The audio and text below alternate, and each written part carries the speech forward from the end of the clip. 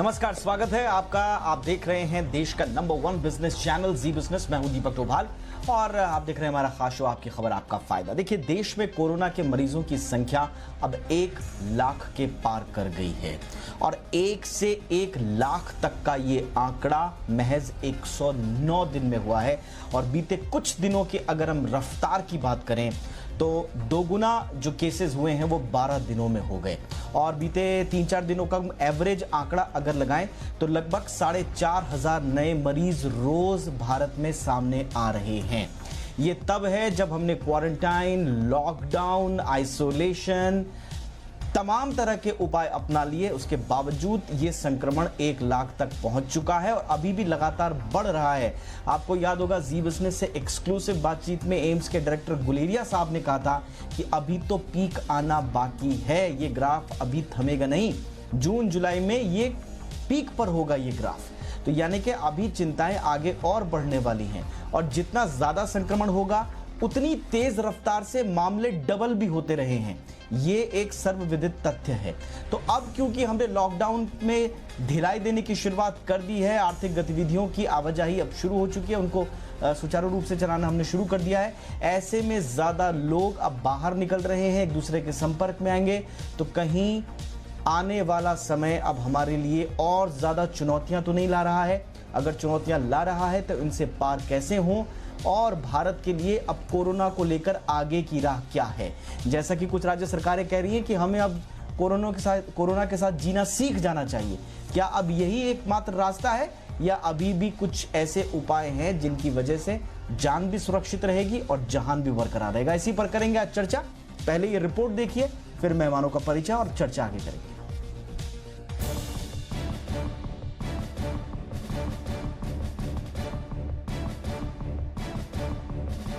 31 जनवरी यानी आज से ठीक 109 दिन पहले देश में कोरोना का पहला केस सामने आया था, लेकिन आज ये संख्या 1 लाख को पार कर चुकी है।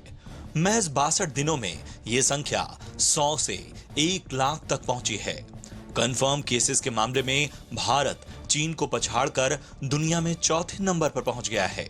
भारत में कोरोना ने किस तेजी से पैर पसारे हैं, ये आंकड़े देखकर किसी को भी डर लग सकता है।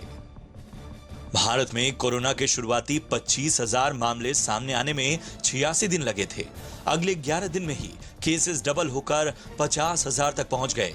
अगले एक हफ्ते में ये संख्या 75,000 को पार कर गई। वहीं 75,000 से 1 लाख तक पहुंचने में भारत को सिर्फ 5 दिन लगे। 1 लाख केसेस तक भारत का ग्रोथ रेट 5.1% रहा। वैसे तो कोरोना का असर भारत के लगभग सभी राज्यों में है, लेकिन 6 राज्य में यह कहर बनकर टूटा है।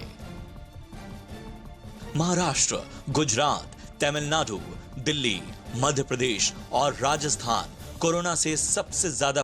इनमें से महाराष्ट्र में सबसे अधिक 35,058 केस हैं, जबकि यहां 1,249 लोगों की मौत हो चुकी है।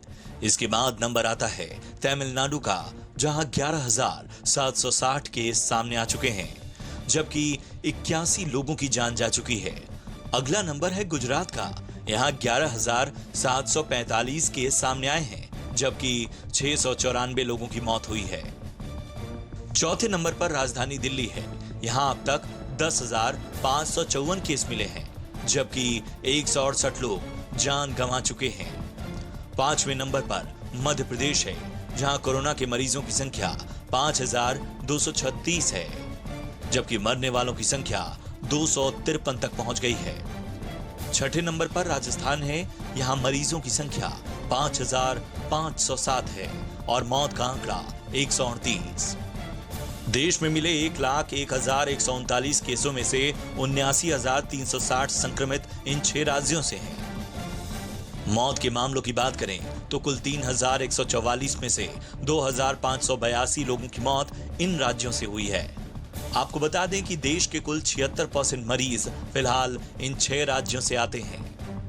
पिछले कुछ दिनों की बात करें तो रोजाना 4,500 एक्टिव केस सामने आ रहे हैं। अस्पताल भरे पड़े हैं, स्टेडियम को कोविड अस्पतालों में बदला जा रहा है। केंद्र से लेकर राज्य सरकारें सभी कोरोना का डटकर सामना कर रहे हैं, लेकिन कहा जा रहा है कि कोरोना का खतरनाक रूप अभी देखना बाकी है। जबकि देश भर में लॉकडाउन में ढील दे दी गई है। कोरोना के हॉटस्पॉट वाले शहरों से निकलकर मजदूर अपने घरों को लौट रहे हैं। ऐसे में गांवों में कोरोना फैलने का खतरा बहुत तेजी से बढ़ा है। देखना होगा कि राज्य और केंद्र सरकार मिलकर कैसे इस चुनौती से निपटती है। कोरोना से बचाव के लिए सरकार अपनी तरफ से जी जान से जुटी हुई है, लेकिन अब भी इस पर नियंत्रण का सबसे बड़ा हथियार हम आम लोगों के पास ही है। पर्सनल हाइजीन, सोशल डिस्टेंसिंग और सरकार के नियमों का कड़ाई से पालन ही आने वाला हमारा भविष्य तय करेगा। ब्यूरो रिपोर्ट, ज़ी मीडिया।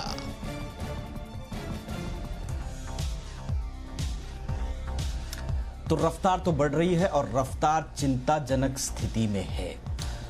100 से 1 लाख तक हम 64 दिनों में पहुंच गए और नंबर ऑफ डेज के हिसाब से अगर आप तुलना करेंगे तो वर्ल्डोमीटर का जो आंकड़ा है वो ये कहता है कि ये नंबर ऑफ डेज के हिसाब से तुलना अगर करें तो यूनाइटेड स्टेट और स्पेन जैसे देशों से भी हमारे यहाँ स्थिति चिंताजनक है, उनसे भी ज़्यादा खराब है।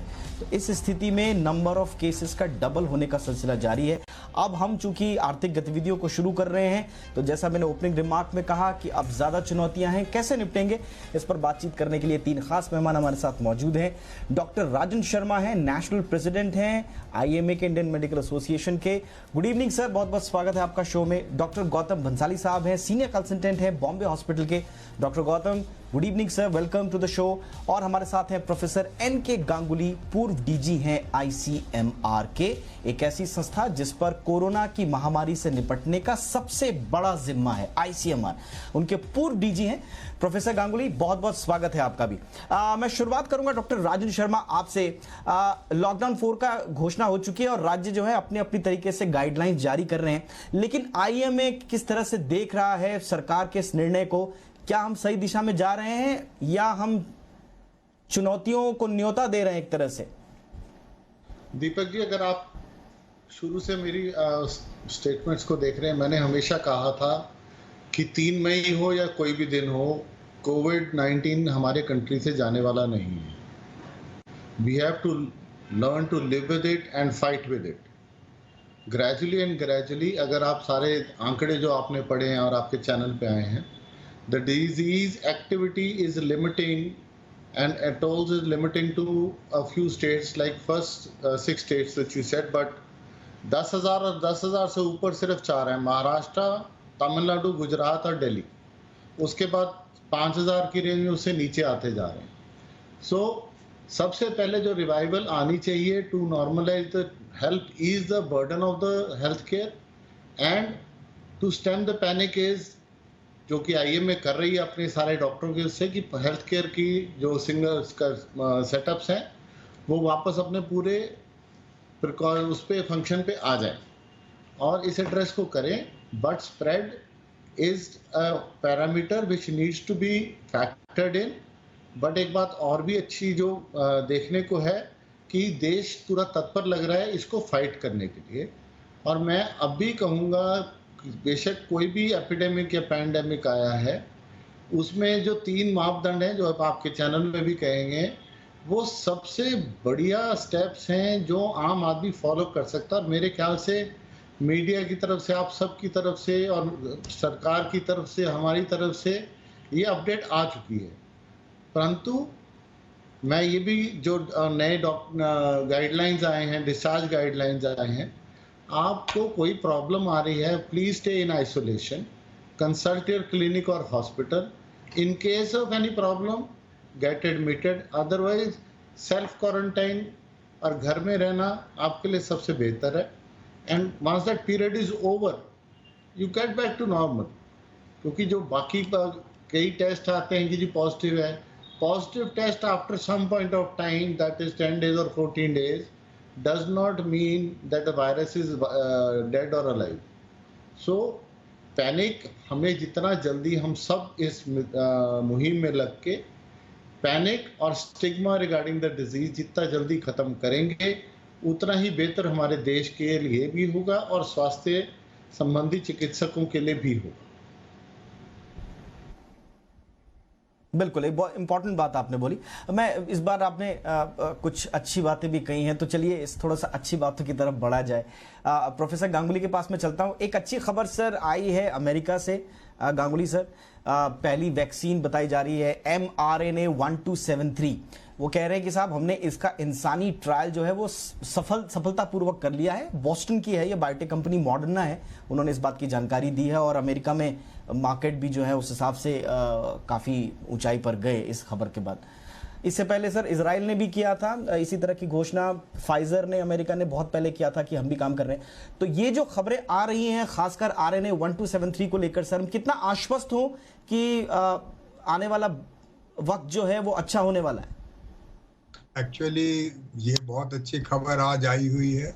ये मैसेंजर RNA एक्चुअली वायरस नहीं है, जैसे एक सिंथेटिक पार्ट है। वो एक बहुत छोटा सा पार्ट है जिसको कि रिसेप्टर बाइंडिंग डोमेन के हिसाब से बनाया गया है। तो ये उल्टी सीधी रिएक्शन नहीं करता है, जैसे कई वैक्सीन्स में उल्टे रिएक्शंस होते हैं जो इम्यून सिस्टम अपने को अटैक करता है। इसमें वो होने की गुंजाइश नहीं है। और इसमें जो मेन प्रॉब्लम थी मैसेंजर RNA की, इसको डिलीवर करने का जरिया नहीं था, इसीलिए वैक्सीन्स नहीं आए थे। लेकिन पुराने कुछ सालों में लोगों ने ये सार्स में या मर्स में या इबोला में इस टाइप की चीज़ें बनाने की कोशिश की, और उसमें इनको जो हासिल हुआ, इनको जो एक्सपीरियंस हासिल हुआ, उसके हिसाब से ये एक कैरियर के साथ दे रही है मॉडर्ना, जिसको कि LPN बोलते हैं। और इसमें इन्होंने 3 तरीके से किया है। इन्होंने एक 18 से 55 साल, 56 से 70 साल, 70 साल से ऊपर, क्योंकि इम्यून रिएक्शन अलग अलग होते हैं। इन्होंने 45 केसेस में फेज 1 किया है, सेफ्टी के हिसाब से ये खरा उतरा है, और न्यूट्रलाइजिंग एंटीबॉडीज इनको मिले हैं इसमें। सो ये एक बहुत अच्छी उपलब्धि है। फाइजर की बात जो बोल रहे थे, वो 4 मैसेंजर RNA वैक्सीन बायोटेक के साथ ले जा रहे हैं, 4 अलग अलग टुकड़ों को लेकर, और उनको भी आशा है कि उनमें से 1 या 2 सफल होंगी। बट इसमें जो एक बहुत अच्छी खबर है कि इंडिया में एक कंपनी है जिसको जिनोवा कहता है, वो पुणे बेस्ड कंपनी है। उन्होंने भी मैसेंजर RNA का एक वैक्सीन बनाना शुरू कर दिया है। उसको डिपार्टमेंट ऑफ बायोटेक्नोलॉजी ने उसको फंड भी किया है। उनकी प्लाज्मा जो के साथ, कन्वलेसेंट प्लाज्मा के साथ उनका सफल हुआ है। उनका यूनाइटेड स्टेट्स में माइस टेस्ट किए हैं, वो भी सफल हुआ है। वो आगे ले गए मंकी टेस्ट, वो भी सफल हुआ है। सो मंकी चैलेंज वगैरह सारी चीज़ें सफल हुई है। वो उनका कैरियर है LION, लिपिड आयरन ऑक्साइड। इस कैरियर के साथ वो उसको दे रहे हैं, और एक्सप्रेशन उनका अच्छा आ रहा है, एंटीजन का एक्सप्रेशन अच्छा आ रहा है। और वो एक नोवेल एडजुवेंट यूज कर रहे हैं, ग्लास। तो वो काफ़ी उसमें है कि ये ज़रूर कर लेंगे। बट एक चीज़ और मैं बोलना चाहता हूँ बिफोर आई एंड, कि ये जो वैक्सीन बहुत जल्दी बनेगी, क्योंकि मॉडर्ना ने क्या किया है कि एमोरी के साथ 600 जो सेकेंड फेज के लोगों को कर लिया है, और लॉन्जा के साथ इन्होंने वैक्सीन बनाने की भी तैयारी कर दी है। तो बहुत जल्दी वैक्सीन बनेगा। उसी तरह से जिनोवा ने भी एक अपना कितना सर एरिया, आप कोई प्रेडिक्ट करते हैं, कोई टाइम प्रेडिक्ट कर रहे हैं आप कितना जल्दी सर? अभी मॉडर्ना सोचते है कि जनवरी तक बना देगी, क्योंकि ये इमरजेंसी यूज वैक्सीन बनेगा। और जो जिनोवा भी सोचती है कि जनवरी तक बना देगी। ऐसा कभी दुनिया में हुआ नहीं है। लोग सोचते हैं कि 12 से 18 महीने लगेंगे, बट इमरजेंसी यूज ये इजी है, क्योंकि ये जो वैक्सीन है ये सिंथेटिक वैक्सीन है, बहुत जल्दी बनेगी। और जिस रफ्तार से रेगुलेटरी सिस्टम, मुझे लगता है कि ये एक अच्छी इन्फॉर्मेशन जो है हमारे शो के माध्यम से आपने रखी है, और ये एक बहुत इंपॉर्टेंट इन्फॉर्मेशन भी है कि चाहे वो इंडियन जिनोवा की बात हो या जो बॉस्टन की बायोटेक कंपनी मॉडर्ना है, दोनों की जो वैक्सीन्स हैं वो जनवरी तक आने की संभावना है। जैसा कि प्रोफेसर साहब बता रहे थे कि आमतौर पर 18 महीने के आसपास लग जाते हैं, लेकिन ये जनवरी तक आ सकती है। अच्छी बात है।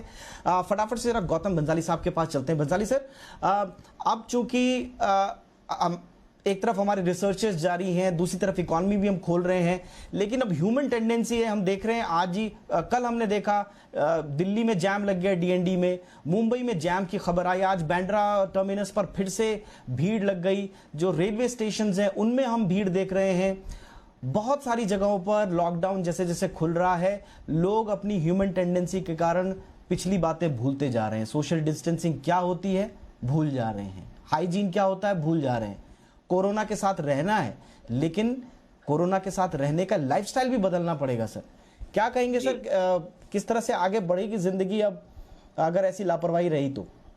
जी दीपक जी, जहां तक मैं आपको एक बात बताता हूँ, ये एक नया तरह का बीमारी है। इस तरह की सिचुएशन को हमारे देश ने पहले फेस नहीं किया है। 100 साल पहले जब स्पेनिश फ्लू आया था तब उस चीज को फेस किया था। अभी वापस ये जो बीमारी आई है, नया चीज है, नया लर्निंग एक्सपीरियंस है। कोई कह रहा है कि पीक आ गया है, कोई कह रहा है कि अगले महीने में आएगा, कोई कुछ नहीं जानता इसके बारे में। कोई कह रहा है कि ये मेडिसिन आ जाएगी, ये कारगर साबित हो रही है, ये हो रही है। हम किसी को इसके बारे में कहना अभी आज की डेट में मुश्किल लग रहा है। हाँ, रिसर्च चल रही है, ट्रायल चल रही है, वो सारी चीजें हो रही है। लेकिन एक बात हम सबको समझना बहुत जरूरी है, we have to live with this corona virus. हमें इसके साथ ही रहना पड़ेगा। 2 महीने का जो लॉकडाउन पीरियड था, इस लॉकडाउन पीरियड का सबसे बड़ा जो मकसद था, पब्लिक को एजुकेट करना, चाहे वो डॉक्टर्स के माध्यम से हो, हेल्थ केयर वर्कर्स के माध्यम से हो, गवर्नमेंट एजेंसियों के माध्यम से हो, या आप जी बिजनेस मीडिया हाउसेस के माध्यम से हो, कि लोगों को एजुकेट करना कि इस तरह के वायरस से किस तरह से निपटा जाए और किस तरह से प्रिवेंटिव मेजर्स लिए जाए। ये सब चीजें, जैसे आपको हाइजीन मेंटेन करनी है, सैनिटाइजर कैसे यूज करना, मास्क कैसे लगाना है, सोशल डिस्टेंसिंग, फिजिकल डिस्टेंसिंग कैसे मेंटेन करना, ये सारा चीज सिखाने का 1-2 महीने का जो लॉकडाउन पीरियड था, इसमें सिखाया गया है, बताया गया, बार बार आप मीडिया के थ्रू ये सब बातें बताई गई है। गवर्नमेंट की तरफ से जो इंफ्रास्ट्रक्चर था, हेल्थ इंफ्रास्ट्रक्चर, उसमें लैक्यूना था, बहुत बड़ा बजट इसमें इंफ्यूज किया गया है। वेंटिलेटर शॉर्टेज थी, वेंटिलेटर बढ़ाए गए, एक तरह से हेल्थ इंफ्रा वगैरह सब चीजें रेडी कर दी गई है। अभी मुझे लगता है एनफ टाइम हो गया है, लोगों को समझ में आ गया है कि हमें किस लाइफस्टाइल से जीना है, किस तरह से रहना है, और अभी सड़क पे आना है, काम करना है। लंबे टाइम तक आप सब काम धाम बंद करके नहीं बैठ सकते, अल्टीमेटली करना पड़ेगा। लेकिन मेरा अपील सबसे यही रहता है, जहां तक हो सके आपको बाहर नहीं निकले, ज्यादा अच्छा रहेगा। वर्क फ्रॉम होम का कल्चर हमको अडॉप्ट करना पड़ेगा। हाथ धोने का, जो पहले बोलते थे कि 21वीं सदी में हम चांद पे जाएंगे या मंगल ग्रह पे जाके वहां प्लॉट खरीदेंगे, अभी अनफॉर्चुनेट थिंग है कि 21वीं सदी में हम लोग हाथ धोना सीख रहे हैं। तो हाथ धो रहे हैं, फेस मास्क लगाना है, फिजिकल डिस्टेंसिंग करना है, इन चीजों को हमको अपनी रूटीन लाइफ में लाना पड़ेगा और लाके हमको काम पे लगना पड़ेगा। छोटे बच्चे कम बाहर निकले, 60 साल से ऊपर वालों का विशेष ध्यान रखा जाए, घर के अंदर उनकी हेल्थ के बारे में उनको ज्यादा बाहर नहीं निकाला जाए, ज्यादा पॉल्यूशन से बचाया जाए या पॉल्यूशन नहीं किया जाए, गंदगी नहीं फैलाया जाए। इन सब बातों का विशेष ध्यान रखना पड़ेगा। एक और बात जो ये लॉकडाउन के बाद होने वाली है, मानसून आने वाला है। ऐसा नहीं हो कि ये हमारे ऊपर दोहरी चपेट आ जाए, इधर ये कोरोना वायरस का मार हो रही है और इधर से मॉनसून आ जाएगा, बारिश आ जाएगी, दोनों के बीच में कहीं हम फंस ना जाए। इसलिए सबको संभल के चलना पड़ेगा, सावधानी रखनी है, सतर्कता बरतनी है। मुझे लगता है अगर थोड़ा सा भी सावधानी सतर्कता बरतेंगे तो पैनिक की जरूरत नहीं है, आराम से बाहर निकल के काम कर पाएंगे। तो देश में कोरोना संक्रमण के मामले 1 लाख को पार कर गए हैं। अब हमारी लाइफ, भारत में जिंदगी आगे कैसी होगी, इस पर हम कर रहे हैं चर्चा। क्या चुनौतियां ज्यादा हैं या फिर हमें कोरोना के साथ जीना सीखना होगा, और अगर सीखना होगा तो किस तरह की जीवन हमें सीखना होगा, लाइफस्टाइल हमारी क्या होगी, इस पर कर रहे हैं हम चर्चा। डॉक्टर राजन शर्मा सर, जो मैं ब्रेक से पहले कह रहा था, सरकारों ने अपनी तरफ से घोषणा की है, लोग अपनी तरह से कोशिश कर रहे हैं कि वो अपनी तरह से कोरोना का संक्रमण रोकने के लिए अपनी तरह से कोशिश करें, लेकिन एक डॉक्टर होने के नाते आपके क्या एक्सपीरियंस है सर, जो सरकार ने कदम उठाए हैं? जब आप हॉस्पिटल के अंदर घुसते हैं, आईसीयू में जाते हैं, पेशेंट के सामने होते हैं, तो क्या आपको हमारी तैयारियां पर्याप्त लगती हैं या फिर मन में ये सवाल उठता है कि नहीं, अभी तैयारी नहीं है, अभी और कुछ होना चाहिए? दीपक जी, आपका ब्रेक से पहले एक हमारे लिए और मेरे लिए और डॉक्टर बंसाली के लिए क्वेश्चन था कि आप प्रिपेयर हो जाइए। मैं आपको बताना चाहूँगा, डॉक्टर कभी भी बैक फुट पे नहीं होता, वो हमेशा फ्रंट फुट से ही करता है। और कभी भी जब वो अपने वर्क प्लेस में एंटर करता है, ईश्वर का नमन करके अपने काम में जुड़ जाता है। जो कमी है उसको पूरा करने के लिए मैं किस तरह से इस कमी का पार पा सकूं, वो उसके पीछे लग जाता है और वो करता है कि मैं जो मेरा डिसीजन है वो मेरे मरीज के लिए बेनिफिशियल हो। और इस महामारी में भी यही हाल है। हमारे पास कई दिक्कतें हमारे सामने आई, देश में भी दिक्कत। हम जब कोरोना आया, हम we were a zero producing nation as far as PP kits N 95, and I am happy to note that अब हम second largest in the world हैं। परंतु अब quality of these things is a top priority for IMA and all the doctors in the country, जिसके लिए हम सारे प्रयासरत और अच्छी तरह से लगे हुए हैं। दूसरा, इस पूरे क्राइसिस में जो सीखने का पहली बात, हेल्थ जो एक निगलेक्टेड एरिया था वो एक प्रायोरिटी एरिया बन गया है। And health care in the coming times ये एक इन्वेस्टमेंट है, कॉस्ट कटिंग प्रोसीजर नहीं है, जिसमें government needs augmentation by the private sector. हमारा प्राइवेट सेक्टर जो सारे शहरों में पैन इंडिया है, देशों को छोटे से छोटे क्लिनिक वाला वो, और आपके मोहल्ले का या बाकी शहरों में, बड़े शहरों में जितने भी डॉक्टर जिस अस्पताल में है, वो आपको एक अफोर्डेबल हेल्थ केयर प्रोवाइड कर रहे हैं, which is the cheapest in the world. और आज वो समय आ गया है, जैसे आपने पहले भी मेरे श्रोताओं ने कहा, मेरे सीनियर्स ने कहा, respiratory etiquettes, hygiene, not to spit. और अब मैं ये जरूर कहना चाहूँगा कि हेल्थ और public health, by public health I mean sanitation and other things, ये एक दूसरे से बड़े करीब से जुड़े हैं। हम पब्लिक हेल्थ का ध्यान रखेंगे, बाय पब्लिक हेल्थ फैसिलिटीज़ का हम सब मिलके, तो हेल्थ का आहिस्ता आहिस्ता अपने आप ही वापस आ जाएगा। क्लीनलीनेस, स्पिटिंग, आसपास के एरियाज को क्लीन करना, ये अब हमें, हमारे लिए है, हमें अपने आप करना है। सरकार ने जो करना था वो कर दिया है। अब स्पून फीडिंग नहीं होगी, ना सबको समझना चाहिए। अगर आपने किसी भी चीज़ के लिए लाइन में लगना है, हमें इस पीरियड ने अपने आप के साथ रहना सिखाया, फैमिली वैल्यूज़ को विजिट करना सिखाया, पर्यावरण को रिस्पेक्ट करना सिखाया कि हमने पर्यावरण के साथ क्या किया। नदियाँ इतनी साफ हैं। हमें इन सारी चीज़ों को, आज कोरोना है, लिव करेंगे, उसको फाइट भी करेंगे। डॉक्टर्स हमेशा फ्रंट पे रह के फाइट करेंगे, परंतु कल को और भी कोई आए तो इसके लिए सचेत रहना है। और हमें अपनी फैसिलिटीज़ की और जो भी चीज़ है, प्लीज़ एंड प्लीज़ उसकी रिस्पेक्ट कीजिए। हम एक रिसोर्स लिमिटेड कंट्री, जैसा कि कहा भी जा रहा है कि कोरोना जो है वो एक बीमारी के साथ साथ हमारे पास अवसर लेकर भी आया है। और जिन जिन बातों का आपने जिक्र किया, पर्यावरण से लेकर, चाहे वो अपनी लाइफस्टाइल सुधारने से लेकर, हमें कोरोना के इस महा संकट को एक अवसर में बदलने का मौका भी हमारे पास है। उसको हम कैसे बदलते हैं, ये सब हम पर निर्भर है। मैं जरा फटाफट से प्रोफेसर साहब के पास आना चाहूँगा। प्रोफेसर साहब, एक टेस्टिंग किट का एक इशू जो था वो अब, क्योंकि बताया जा रहा है कि जैसे जैसे अब अर्थव्यवस्था खुलेगी तो हमें किट्स बढ़ानी पड़ेंगी, टेस्टिंग्स बढ़ानी पड़ेंगी। रैपिड किट्स का एक इशू था, हमने चाइना से आई हुई किट्स को रिजेक्ट किया, लेकिन उसके बाद हमने साउथ कोरिया से फिर पहले हमने 50,000 किट्स का ऑर्डर दिया था और उसके बाद हमने फिर 1 लाख किट्स का और शायद अभी ऑर्डर दिया। लेकिन सर उसमें भी वही शिकायतें आ रही हैं। अभी हरियाणा गवर्नमेंट का स्टेटमेंट में पढ़ रहा था, वो कह रहे हैं कि जो साउथ कोरिया से जो किट्स आ रही हैं उनका भी रिजल्ट सेटिस्फैक्टरी नहीं है। तो सर इस मोर्चे पर कैसे लड़ा जाए? इसमें एक्चुअली अगर आप देखें तो जितने RT-PCR टेस्ट है, वो चाहे जिस फॉर्मेट में भी आ रहे हैं, करीब 18% उसमें फॉल्स नेगेटिव होता है। उसमें एक्चुअली ट्रम्प साहब के यहाँ पर भी जब वो टेस्ट किया गया, उनके प्रेस सेक्रेटरी का, पहले दिन नेगेटिव आया, उसके बाद पॉजिटिव आया। सो जो एबट का किट है, जो कि 15 मिनट में देती है, 48% नॉन स्पेसिफिक फॉल्स नेगेटिव देती है। तो कोई भी RT-PCR टेस्ट परफेक्ट नहीं है। इसको 2 बार एक्चुअली करना चाहिए और साथ में सीरोलॉजी भी लगानी चाहिए और दोनों को मिलाकर एक बनाना चाहिए कि वेदर इस आदमी को कांटेक्ट में था या इस आदमी को या this person has actually active infection। अभी कोई परफेक्ट किट नहीं बनी है, बट एक किट अभी आई है जो कि IGIB दिल्ली ने बनाया, जिसको CRISPR टेक्नोलॉजी कहते हैं। This will be more specific और ये जो है ये करना भी आसान होगा और इसमें फॉल्स नेगेटिविटी कम होगी। ये एक अमेरिका में भी अभी हुआ है, बट अभी हमें टेस्ट किट्स पर डिपेंडेंट करना है। साउथ कोरिया वाला भी अच्छा है। एक्चुअली टेस्ट किट्स 2 तरीके से वैलिडेटेड होते हैं। एक FDA में या CE सिस्टम में वैलिडेटेड हुआ है और एक वैलिडेट करता है फाइन। तो फाइन ने अपनी लिस्ट निकाली हुई है। वक्त की WHO कमी ने मेरे को फटाफट से रिएक्शन डॉक्टर गौतम का लेना होगा। यस सर, बिल्कुल आपसे हम और भी बातें जानना चाहते हैं, लेकिन डॉक्टर गौतम मैं फटाफट से आपका रिएक्शन लेना चाहूँगा। वक्त की थोड़ा कमी है मेरे पास। अभी मुंबई में हम देख रहे हैं कि बार बार ये, क्योंकि केसेस लगातार मुंबई में बढ़ते जा रहे हैं, सबसे ज़्यादा केसेस मुंबई में हैं, आंकड़े हमारे सामने हैं।